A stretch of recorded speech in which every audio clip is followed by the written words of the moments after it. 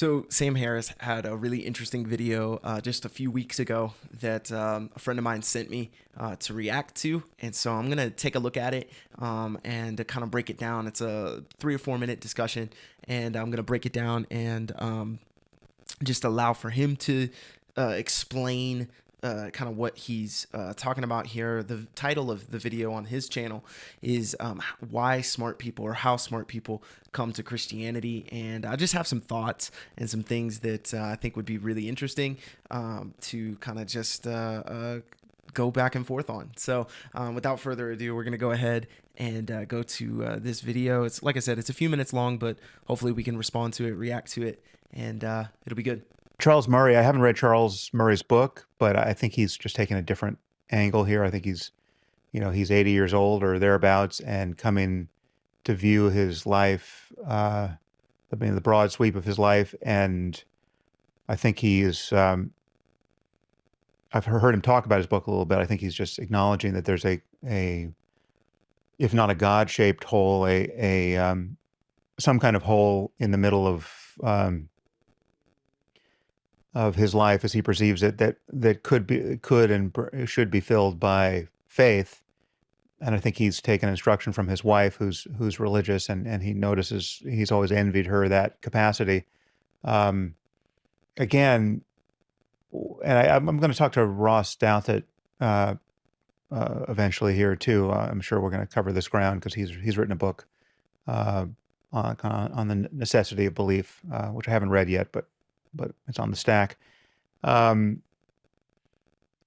who's making these particular claims just strikes me as someone who doesn't know how to meditate on some level. That's really it really is the problem. If you think that you need to believe something about the divine origin of a book in order to get the juice out of life, there's certain experiences you obviously haven't had.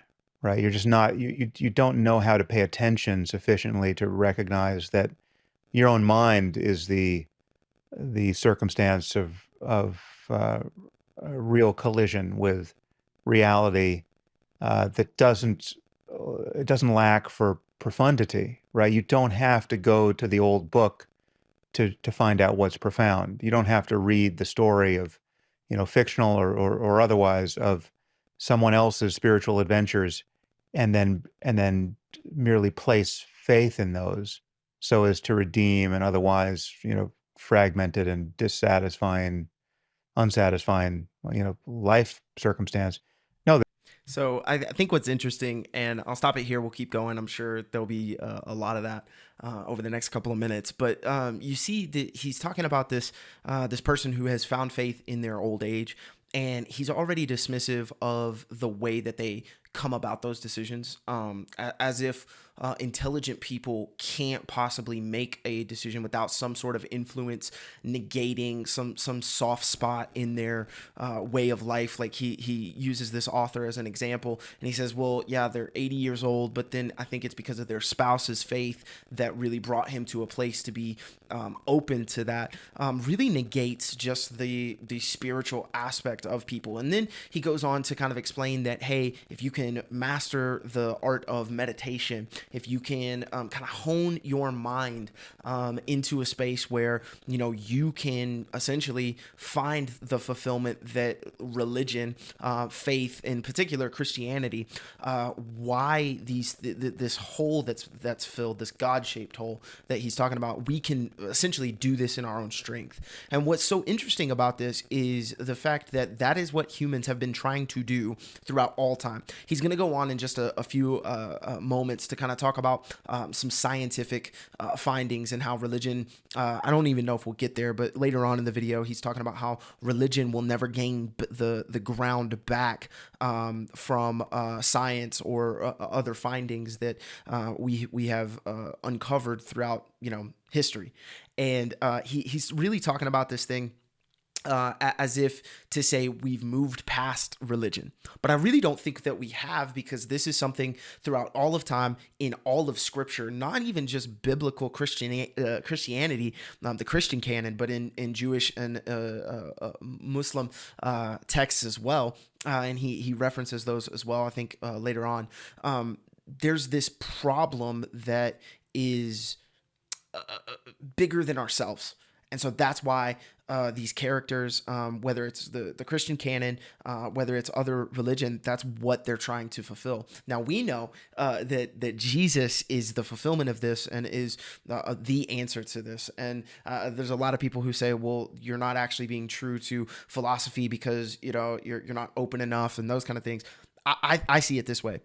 Every crisis, every philosophical dilemma that I find myself in, I feel like Christianity has an adequate enough answer for those things to give me confidence in the faith that I have in Jesus. So it's the faith and logic working both together. And what Sam is doing here is trying to negate the experiences, the influence of other people in the way that people come to faith. And he's basically saying, hey, if you can just kind of hone your own mind, your own being, then you can find the fulfillment that religion seeks to find or seeks to fill.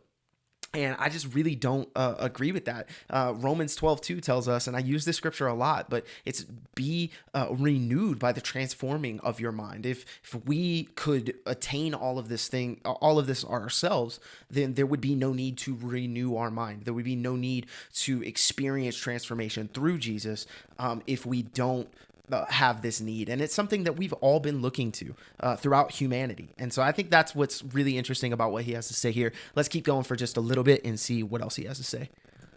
There's actually, you can confront the absolute mystery of being directly with your attention if you can only break the spell of your thoughts and pay attention.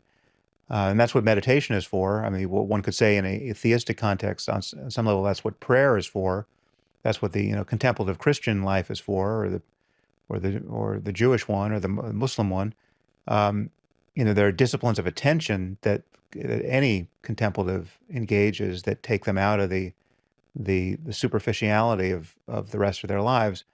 But the problem with the Christian and Jewish and Muslim variants is that all of those disciplines are engaged within a context of belief that is dualistic and propitiatory and just drenched in myth and what I would view as conceptual confusion, right? And the need of believing the preposterous there is so front and center and never really leaves. It's not to say that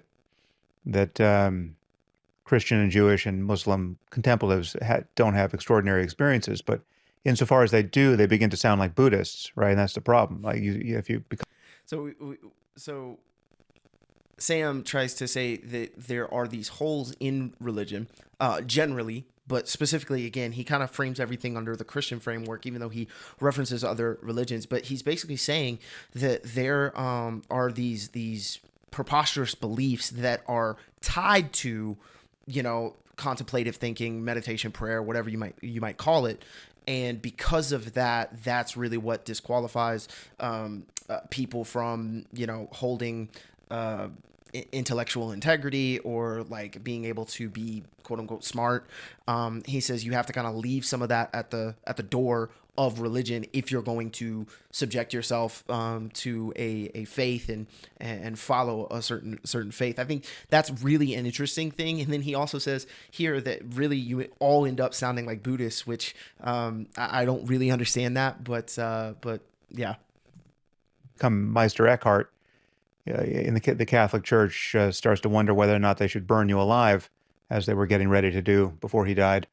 And so it is in the Muslim tradition, right? I mean, someone like Rumi can only speak so sanely before life becomes dangerous, and the Sufis generally are looked at as heretics anyway under Islam. So here he is now saying that the people who have challenged kind of the traditional way of religious functions, they were the ones who were kind of ran out of their faith. They became dangerous, is what he's kind of saying here. And it is a very interesting concept to think that the people who are kind of pushing the boundaries are the ones who end up getting kicked out of their beliefs. But again, I don't think that it's like, I don't think you have to leave one for the other. I think they can both work in tandem, and that's what Sam has never really connected. He never gives people of faith the credibility to be able to deal with faith and logic in a rational kind of way. And so again, he's saying, hey, the people who have done this, they've actually kind of ended up abandoning their faith or become enemies of their faith, because these status quos or whatever have to be kept in order for the religious institutions to stand. And I don't agree with that. So it's just that the contemplative wisdom has not been spread equally over the surface of the earth and given to every culture equally in the same way that scientific wisdom wasn't 100 years ago or 200 years ago. So all these guys just don't, all these guys need a couple of psychedelic experiences and then real instruction in how to pay attention to the nature of their minds. And they wouldn't be thinking that, the best thing ever written on these matters was in the Bible. I mean, there's no way to think that if you know how to pay attention. Well, I mean, I think the same could be said as a Christian to an atheist or to somebody who is rejecting faith, because there are certain things that I could say all you need is a good church experience and, a godly group of people around you to come and allow you to see things that you haven't seen. So just a weird way to kind of end it, of just like, oh, just take a couple psychedelics and like really open your mind to meditation and things will be really good.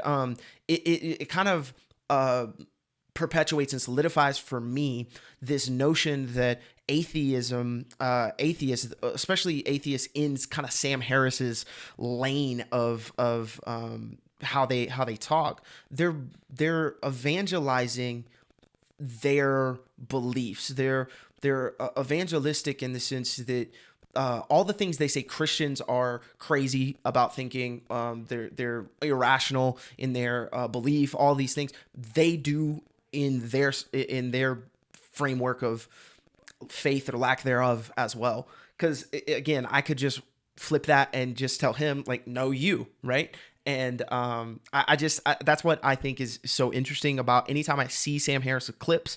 This is why I think a lot of people are not following this thing of atheism and agnosticism that looks to dunk on people. I think people are more apt to have actual real discussion as opposed to just saying, no, you're wrong, or no, this is crazy to believe. I think more and we've talked about this generationally, Gen Z, Gen Alpha, even some millennials are looking for the why. Yes, okay, but why? Or why is it crazy to have a belief system? Why is it crazy to have a faith? Why is it crazy to do these things? They want to know the why, not just that, oh, you got to just trust me and believe me because they're just one different experience away from rejecting their faith and all this stuff. It just seems really weird to me.